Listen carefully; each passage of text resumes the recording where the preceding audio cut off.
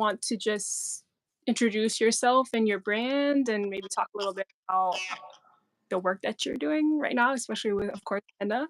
Yep, of course. So my name is Angana, and I own a company called Henna For Fun. And it actually literally means henna for fun because I take fun very seriously. And I think it's the essence of life to have the joy and happiness. Specifically, I would like to highlight with for our conversation today about henna and pregnancy. So we could do like I enable people to do like their own henna like partner work, or I can go decorate their belly, which I love to call honoring the womb. Mm. And there's actually so many different ways on which how we can incorporate henna in pregnancy, not only just from the aesthetics and the beautiful aspect of it, but also from the spiritual healing and the calming effect that henna has. Mm. So that's a quick gist of me and my business. Yes, yes, I'm so excited to have you for this conversation today and for learn more about the practice so that we can, hopefully incorporate it in the work that either birth workers watching this or anyone who wants to learn more about different self-care practices. But I love that you emphasize the womb healing emphasis and the key part of it of self-care for women like, and Mhm. pregnancy as well. I'm curious you could tell us from the beginning kind of your first experience with henna so we can kind of understand where your passion might come from and maybe some of Yeah. your background. Yeah, no, of course. So I grew up in India, and doing henna, it was literally like doing nails with girlfriends or with friends. Generally, it was a great pastime, and I have always been artistic. So I was generally the one doing it on friends and family, and even if there was nobody to do it on, I would just do it on myself. And I would at that time I was probably 10, 12ish, like pre-puberty puberty phase. Mhm. And of course, my body emotionally, physically, I was going through a lot of changes. And this was one activity that I loved doing. And as a kid, I would say at that age, I did not really realize what was really happening. But fast forward a few years later, when I finished my graduation and I studied hypnotherapy and I was practicing hypnosis, the one thing that really caught my attention was anything that engages all your five senses is really relaxing. So Mm. and it increases the level of dopamine in your body, and that obviously makes you feel good. So that's when I put like two and two together, and I was like, oh wow, yeah, I know why I loved doing it so much on other people. But as I started doing this on people, the receivers also mentioned how they, like, one of them said like, oh, I don't even realize I'm meditating, it feels like a meditation, because again, it's the power of patterns, it's the power of just being still, which is why I think I'm most interested in working with pregnant women, because I think pregnancy is such a beautiful journey, but it is also a journey where you can feel lonely and you can feel that you have to do it all by yourself. I think you become a mother from the day you know you are pregnant, and I think that is the time where self care takes a back seat. So, for me to incorporate henna, whether you're doing it on your belly or on your hands or any other part of your body, symbolizes a level of self care because of the power of stillness. When somebody is putting henna on you, what you literally have no choice but to just be in the moment. It's kind of like a forced thing, but I think it's just so beautiful, and also like it looks so ornate, so pretty. So most people enjoy that as well. So I think that is how this whole thing evolved from a childhood hobby to actually professionally doing it. I love it. I love it. Yeah, I know we spoke a bit before of kind of your background and how it merged into where you are today that you're doing. And I think it would be really helpful too for people to maybe have some more understanding of the background of the history maybe of what or maybe even personal views of like what henna what the practice of henna is, from your viewpoint and how you approach it. And I know you're talking of working with pregnant women, and I love this as a doula, hearing these themes of self-care and supporting mothers, helping them to find the stillness after birth. Was henna always that sort of practice when it began? It was a meditative purpose, or what was the background behind when it started as a practice? Do you how do you kind of view that?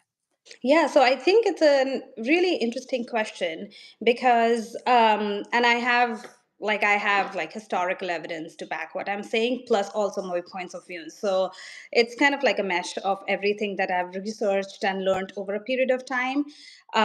So, I mean, to begin with, I think there is basically two big misconceptions.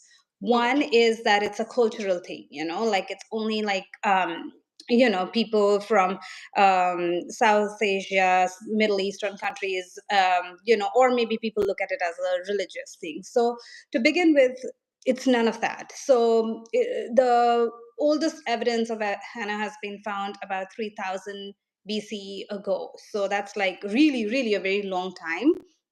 And originally, it was just traded as a herb for essential oils as well as to just cool your body down.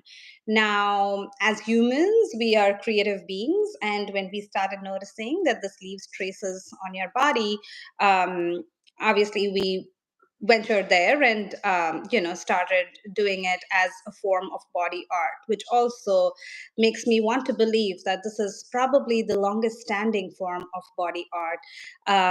Because if you look at it, it has stood the test of times. It has stood, like whether you're looking at, geopolitical or natural, there has been like over thousands of years, so many changes. But quite honestly, the recipe of henna or the henna plant has pretty much stayed resilient, and it has been passed through, and for the most part it is also the safest form of body art. So I think what I believe is that as we are doing this as a practice, I think it was a way of people to get together and share a common experience. I'll again go back to, it's like girls doing nails for each other these days. I think that's like the closest commonality between the two artistic or two arts. Yeah, and I think so that is really the basics, and I think that is important for people to know, so that you view it as an art in isolation and not something which is a cultural practice. I also like to say it's like yoga. It may have originated in India, but it's not like, oh, only people from India can practice yoga and things like that. So I look at it as a form of healing over a period of time, even though it is aesthetically and known more for like the cosmetic aspect of it. But I think there is still that energetic, there's a spiritual connotation to it, which I feel is really soothing. And I think it's a way of self-care, is the best way I like to put it. So I think my biggest message here is that there is really nothing religious or cultural about it. It's really more about whoever wants it can get it, and whoever thinks they can benefit from it also can get it. Yeah, yeah, that's something where I met you, I had no clue. I have family who is Indian, this sister, and there was an Indian wedding, and the cultural and traditional styles, with, of course, for the wedding, henna. And I thought it was a really fun experience. Like, you do get to sit down and like you get to pick a design, and it's like what you want, and it kind of goes with what you're wearing. But I had no clue that it doesn't necessarily have to be tied to maybe a religious or cultural event. Why do you think people may have that misconception, or do you think is it lack of exposure to the practice maybe? Yeah, I definitely think it is lack of exposure, but I also always joke and say it's because of our big fat Indian weddings. It is. It goes on for like 4 days and 5 days, and I think that is why people don't realize that it's actually even to this day practiced in over 50 countries in the world. But I think most of the Indian and Indian subcontinent weddings are so long, and of course the way henna is applied also. So it's called Mehndi in most Indian and Indian subcontinents. Um, the way it is, it's like really all the way to your elbows and to your knees, but also there is a significance to that because jewelry is a very important part of our culture. And back in those days, henna also doubled up as jewelry.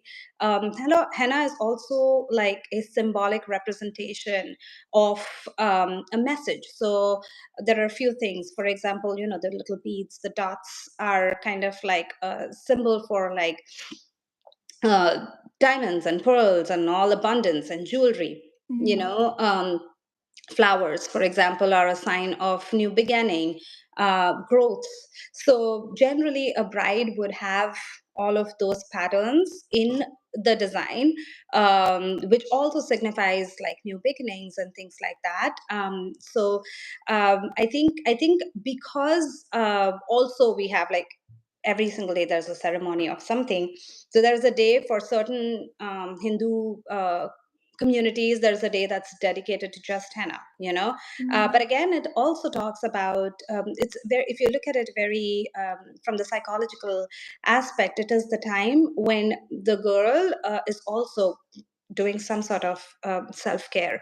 More than anything else, there is the recipe of henna includes eucalyptus oil, which is the most popular one. There are other essential oils also that some artists might mix, but essentially eucalyptus oil tends to be like the most popular one, and that's because by nature it is antiseptic.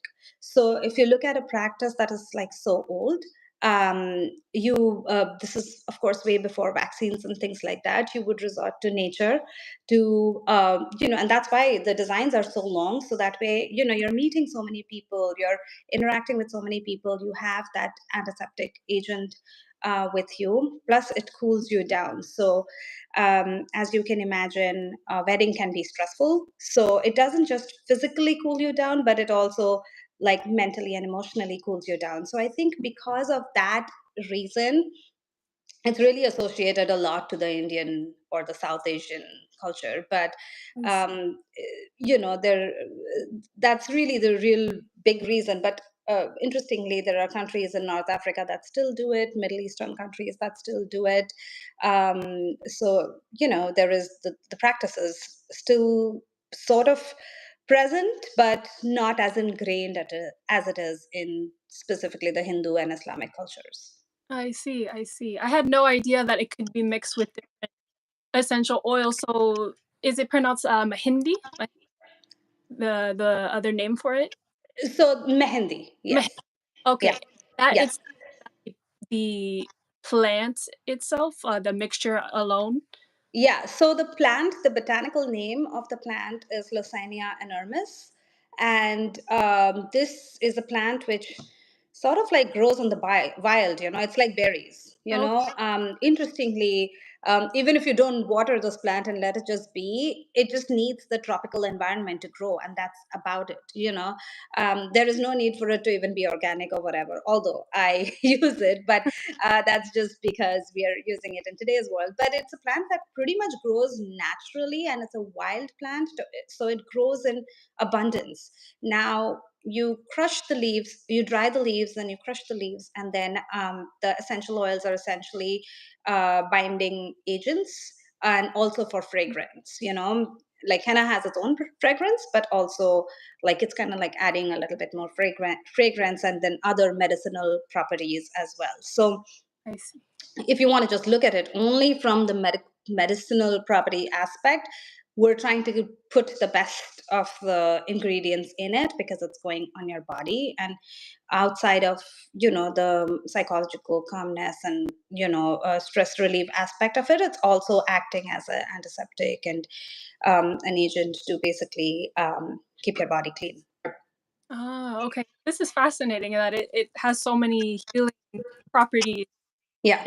itself, and the Yes. way it was used in the past, and then today seen more so, maybe like you've explained now, I see why maybe associate it with just the aesthetic. I had no idea that it wasn't like a dye, because I think some people make it for, eyebrows or Yeah. for beauty, like for Yeah.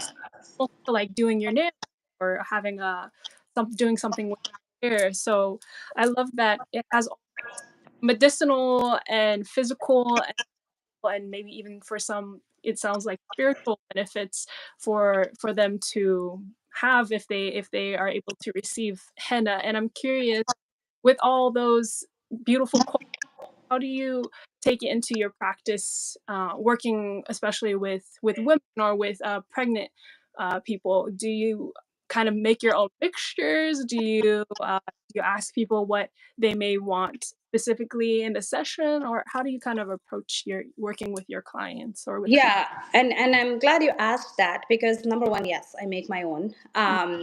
Because there is obviously many types of henna that's available on Mhm. Amazon, on other markets, and things like that. Yeah. So the number one thing is you always buy henna from an artist, the paste, the mixture, all of that. So the one thing that I particularly take care of is that with pregnant people generally, I would like to use lavender oil versus eucalyptus. And it's not that one is better than the other, but just that because the eucalyptus oil can be very strong, and sometimes when you're pregnant, you have that elevated sense of smell, and it can bother you because also you're doing it on if I'm doing it on the belly, it's a larger area, so the scent of it will amplify that much more. So really, like what I love to do is do a patch test. Now, even if somebody says that they have done henna before, I would still recommend a patch test, only because your hormones have changed, and you could potentially be more sensitive towards something that you were not before around your pregnancy time. So so to begin with, the paste is pretty much customized on what somebody might tolerate the best. Also, the fact that it is 100% natural, I still like to do a patch test only because um, and 99.9% nothing ever happens, but aloe vera is also natural, right? But some people may not be very they may get like runny nose, whatever. So and especially when you're pregnant, the last thing I want to do is add more stress, because I know how the brain works, and you're like, oh my god, this happened to me, or like, my skin is drying or whatever. So I like to be Mhm. very open with my ingredients that I put on. And then most of the times people will actually do it for like a pregnancy shoot. So any artwork or any design that has significance to them, I would incorporate that. Now, while henna doesn't last forever, but that experience and those pictures will actually last forever, so it is going to be like a very memorable experience. Now, having said that, that is me doing it on someone else. But I would also love for the partner to participate in it, because I have the best husband possible, but I think even then, what my body was going through, it was hard for my husband to understand until the time when I was like fully pregnant and showing, and that's when it becomes very real for the partner. And up until that time, there is these, I wouldn't like always necessarily call it discomfort, but these body changes that's happening, and it's only for you to experience those. So in the partner work, what I would love to do for the couple is to do sort of like an outline, and then the partner designs it.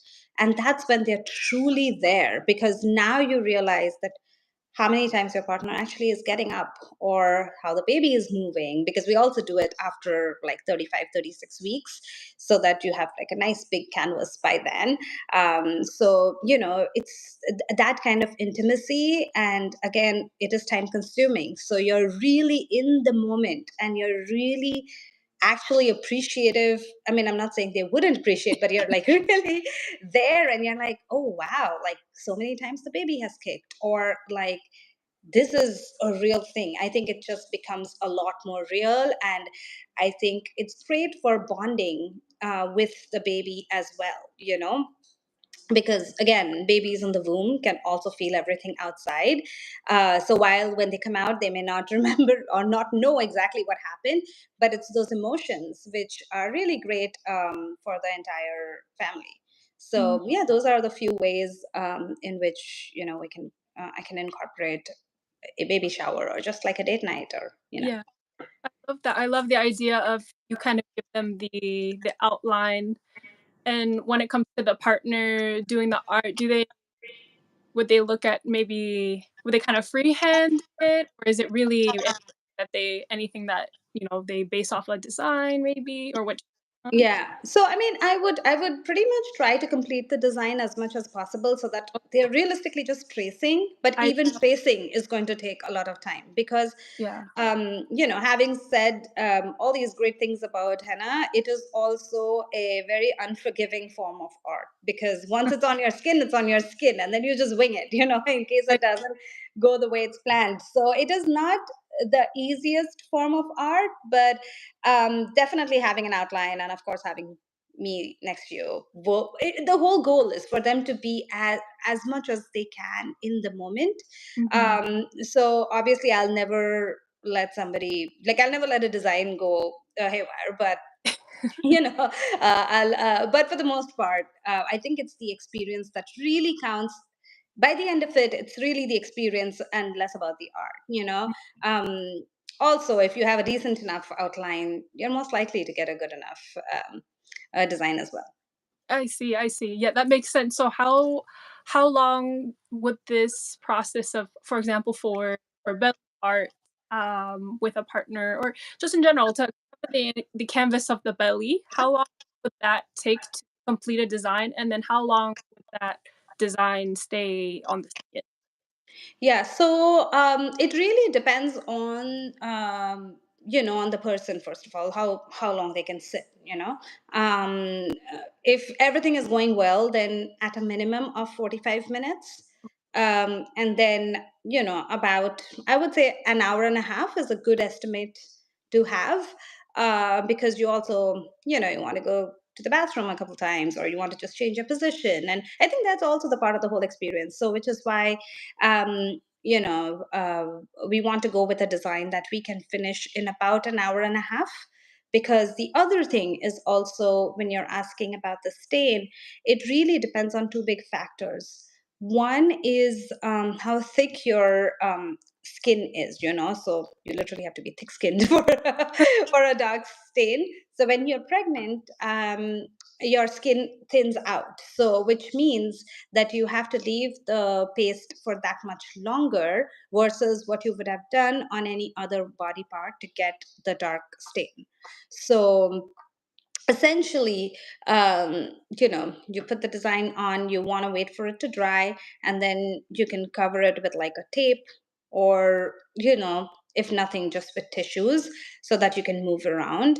I would say anywhere between 8 to 9 hours would be ideal. So if somebody got it done in the morning, then by night they can take it off, or they do it at night and then tape it really well, and then in the morning take it out. So it really depends on the how they want to do it. But I think the bigger thing is, it is a time consuming event, which is actually a good thing, because you're actually totally involved in the process at that time. And I like that, because I think, if at all nothing, at least those 8 to 10 hours, you're focusing a lot on yourself.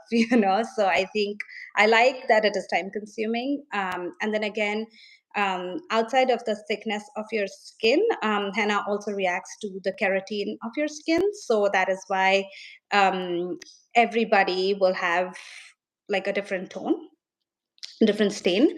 However, with good quality henna, there will always be a stain, but it will be a shade of brown, some shade of brown. It could be as dark as chocolate, or it could be like just, like a bark of a tree or something like that, but it'll be different shades of brown. Oh, okay. Yeah. Okay. And you said earlier when you're sourcing the quality henna, you want to get it, I think you said from an artist. So Yes. do you people who make it but by themselves or like a supplier that you? Yeah. So I think one of the easiest way to identify if you're getting good henna is that good henna is not shelf stable. Uh, So which means if you're buying it online, if you're buying it online from an artist who will mail it to you, and if they say freeze immediately, that is an indication that you have real henna in it. But there is henna available in stores and online, which just gets shipped to you, and you basically just leave it on your countertop and use it, you would still get the stain. Now, it's very simple logic. Real henna will is not shelf stable only because there is oil and water, and we all know that oil and water cannot mix. So the fact that this henna is actually staying out, that means there is another additive, possibly chemicals, and possibly there is no henna really in it. It is some sort of paste that is leaving stains on your body. So I think that is one area where I want to be, especially for people who are pregnant, to be very, very careful, because there is also, there have been cases where people have had like severe peeling on their skin. Now, of course, nothing has been like, I mean, it'd probably be very tiny percentage that you end up in the ER or whatever. But yes, that has also happened. So to be able to get henna from somebody, A, that's not shelf stable, and B, they can tell you all the ingredients that is in it. So if they pass these two tests, then you're pretty sure that you're using the right one. Because if I cannot tell you what's there in my paste, then I possibly don't know myself, and then I'm putting you in danger. And not only just putting you in danger, but the whole art where there is already so many dupes, so there's already so many people not doing it correctly. So I think those are the two important things that you have to bear in mind if you're ever planning to get, I mean, henna in general, but when you're pregnant, 10 times more careful about the sourcing of it. Okay, that's really good to know. So the first one you said, if they tell you to freeze it right away, that's an indication that it is high quality and that Yes. out probably has a preservative. And then the second being know the actual ingredients listed Yes. in the Yes. product. Yeah. Yeah. Exactly. Because also, like, it will come with some sort of expiration also. Like, even though I tell people to freeze the henna I give, I don't tell them that it's good for a year, because it will really not be good for a year. Now, Yeah. henna by itself will not go bad, but the quality will deteriorate. Uh, That is what is going to happen. So they will also tell you freeze it and use it within 3 months, 6 months, mhm. whatever they think is appropriate. So that's a good sign also when you see the expiration on Oh, it. that's good to know. Yeah, the safety aspects, especially I Yes. feel that I totally understand the preface of wanting to support and help guide people through having as good possible experiences as they can through the pregnancy and birth, but then also know let's keep certain things in mind, especially when Yes. they're in this day and age can access all these different online shops and like you said dupes, and it can be really easy to mistake one small detail that it's a completely maybe different product. Yes, uh, yes, for so, sure. And actually, I think that also sort of related, but going back to the cultural piece when you were talking mhm. about, and I think it's important for me to also bring that up, because the henna on the belly is more of a Western concept. Like in most Asian or Middle Eastern countries, the henna on the belly is not very common. Like, I'm pretty sure some people might be doing it now, but it's generally the palms and the feet, because it's the most practical way to do it, because you can basically let it dry the easiest way. And second of all, I think traditionally, because of the clothes we wore. right? So it's a lot more covered, and there's a lot more fabric, so it can basically spoil the henna that's put in. And I think that is why it makes it so interesting. While it is very safe to put it on your belly, but because it is more of a Western concept, there is a chance that people may not really know the details on how to about go do it. Mm-hmm. And that is why I emphasize so much on quality and getting the right product, because it is not a very traditional thing. And because of which also, like I was telling you, the difference between eucalyptus oil, lavender oil, and patch testing it, only because a lot of artists may have probably not done on the belly, and then they're all of a sudden like, oh, I've been using this product forever, without realizing that, okay, it's pregnancy that has changed a lot for them. And also maybe the oil is something. It's never the henna, really, it's always the oil. So giving the right combination of oils. So what I do is, when I do a patch test, I will use exactly that combination, because now I know that this suits them. So even if something else has worked for someone else before, I will still use the one that has worked for that particular individual. Mm. And I think that is one of the things that's important to keep in mind. Because of lack of awareness, it is important to know that it's not, which is why it also doesn't make it very cultural in that sense, because um, nobody really did on the bellies before. Yeah. Would you say it wasn't typically done on bellies, or done on people who would you say it's was not typically done on the belly itself, and was it Yeah, I would not imagine it was done on the bellies. Only because if you look at the clothing, Mhm. it is not practical to do it on the belly. Oh, I see. Also, if you look at cultures back then, uh, I mean, I wouldn't specifically talk about India really, because we still have outfits where, the belly shows, but in other like Middle Eastern countries, they're covered top to bottom. So it's really sounds very unpractical that they would have ever done it on the belly, I versus the rest of the body. But, getting henna done on important days was pretty relevant back then, and even now. I see, I see. So even if someone was pregnant, and wearing attire that was, you know, covered the body, would they probably get it more so on the hands or just on the feet, say? Yes, and also going back to the original use of henna, one of the original uses was also to cool your body down, right? So think about it as the opposite, right? So even when it's very cold, we want to wear gloves, we want to wear shoes, we want to wear socks. Keep the soles of your feet and your the palm really warm. And the reverse is also true. Like when it's very hot, if you're holding on, or if you dip your feet in the water, things like that cools your entire body. Mhm. So if you look at it from that perspective also, it was more, since it was more of a cooling agent, that made more sense. And it's also very practical because it's easier to dry, and you can get darker stains because the skin is also thicker. So those factors contribute to why it was mostly done on the palms and the feet. But having said all that, I think henna on the belly is one of the cutest and the prettiest forms, because I just think it just looks so pretty. And like I was saying, it stays with you forever. That experience stays with you forever. Those pictures, obviously, in today's day and age, will stay with you forever as well. Mhm.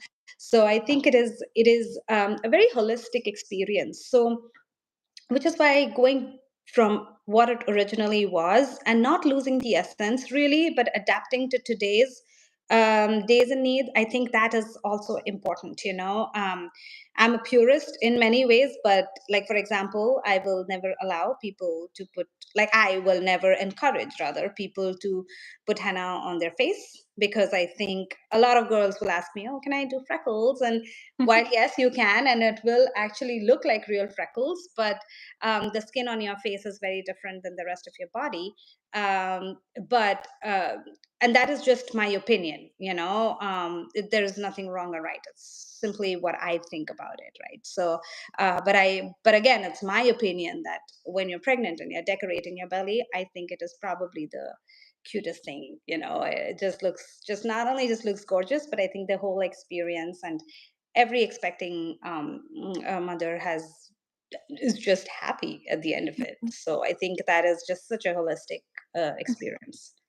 Yeah, I'm hearing you speak of the emphasis on the experience and the stillness and the mindfulness and the self-care, the memory of belly henna, and for people who are pregnant and about to give birth, and for women.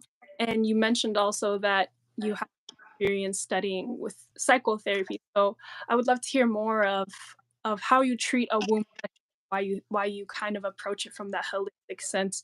Is there anything you might share or us on about why sitting still and being so still and mindful in a long period of time can be helpful for someone that is Yeah, pregnant? so I think there is a two-prong approach to this. When I was practicing hypnotherapy, at that time, what I noticed was, like when I would regress people, a lot of people had wounds which were between the ages of 0 to 7. And I'm talking about people who are probably in their 40s and 50s, and they think they've forgotten everything about their childhood, right? And there is also, when I say 0 to 7, I'm counting from the time they were in the womb. So going back to the interuterine thoughts, so even though we feel like, oh, the baby is in the belly, the external environment has a big impact. And of course, as a doula, like the mother's mental health has a very big impact on the baby. So I think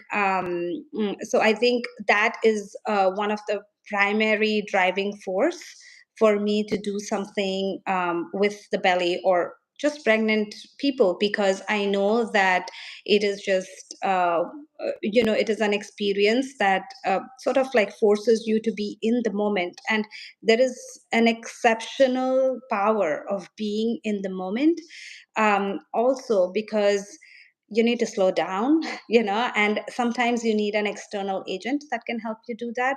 But also, this is a time when you're also doing something fun, right? So Mhm.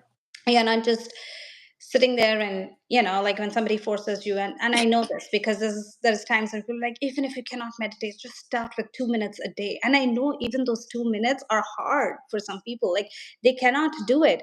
But I think this is such an indirect way which brings that level of like calmness. Not only just that, interestingly, I also see when I'm working with pregnant people, I may have met them for the very first time, but they open up with so many different conversations. And, sometimes they will be like, oh, I didn't ever think about it, or I don't know why I'm telling this to you. That's just because you're releasing. And again, this is all my analysis of the situation. I don't have a white paper about it, or it's not researched, but this is my experience that I'm sharing. And people will be talking about so many different experiences they've had, or there are times when I see somebody truly resting, and I'm like, if you want to take a nap, do that. The time is now. And those are the different effects. And of course, having said that, it's not like, oh, you were able to do it today and now you're going to. But I think even one day of having that, it's kind of like going to a retreat. Mhm. After that, you pick up some good habits, and you may not practice everything, but you will remember that experience. You will remember that time. And I think that can go a long way, which is why I going with my background and my experiences, putting them all together. I think it's such a beautiful way of honoring yourself, honoring the womb, and especially like the partner work that I was talking about. I think that is one of the best date night activities if you think about it, because you're not like there is this another thing when you have, like, when you're pregnant, all you're discussing is about the baby. You forget that both of you were also something, and to reignite that, to remember that, before becoming parents, you were each other's companions, best friends. And bringing that up, and like truly living that again as well, and sort of like going back to the fact that you were not always parents. There was always this as well. So I think it's I would say it's a multifaceted approach, which will not only just be it is not only just going to be for that minute or that moment. It is because you're releasing so much. I would assume that there could be a lot of release, emotional release, that can happen around that time, Mhm. which can potentially have lasting effects. Yeah, yeah, absolutely. It sounds like it's something that could set the tone for moving forward into Yes. experience, whether that be, someone who is a first time mom or second time mom, or every birth you get experience, and like you said, it brings in the partner, it brings in that of presence with oneself, and then of course there's all conversation about baby. I often get asked a lot when as a doula, how much I love babies and how many do I want to have, and I do. I love babies. I love working in this field and supporting families with their babies, but I think ultimately a lot of doulas or birth workers are people who want to help other people in their womb healing journey, and support them through that. Really want to be there for the women and for the mother, because it's kind of like having, like you said, a gentle presence or a guide you who can help facilitate or encourage some of these letting go, surrendering, stillness moments that may be really hard to navigate and locate when your mind is in mommy brain, or have, all these things to think about when the new life coming into the world, and the new stress or the new responsibilities or new transitions with a partner that it involves. So I really like that you've made the emphasis on bringing a lot of your experiences with the hypnotherapy, so that people can recognize it as maybe a practice that doesn't necessarily need to be just during one instance for one reason. It can be for a multitude of supportive at some different seasons and transitions that people go through, which kind of brings me to one of my last questions for you, is how you kind of view your practice going forward. You might like to see in the practice of henna, in just this kind of combination of the history of this to modern use of practice today. Yeah, I mean, if I have to look at it in one sentence, I would say this is a non digital form of entertainment, self care, anything you want to put it under. Okay. I look at it as that. I also look at it as, having said all of these spiritual benefits, I know that a lot of people think of this as, some mumbo jumbo or some woo woo stuff, right? So it is really important for, it's really like important for people to experience it, because many times when you put something, when you present something to be like really spiritual or emotional, a lot of people will be like, no, I don't really believe in it. So I think it is an experience, and for each person it's going to be unique.